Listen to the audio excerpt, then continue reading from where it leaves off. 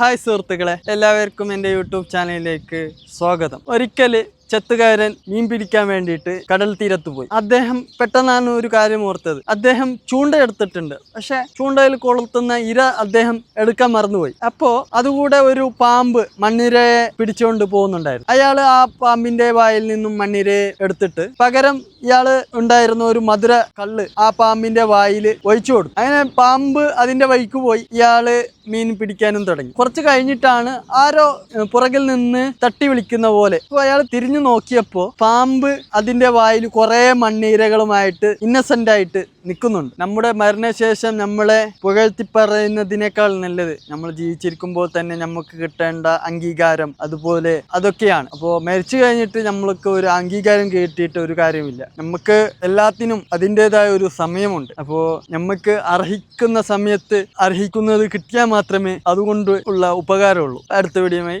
ഞാൻ വീണ്ടും വരാം.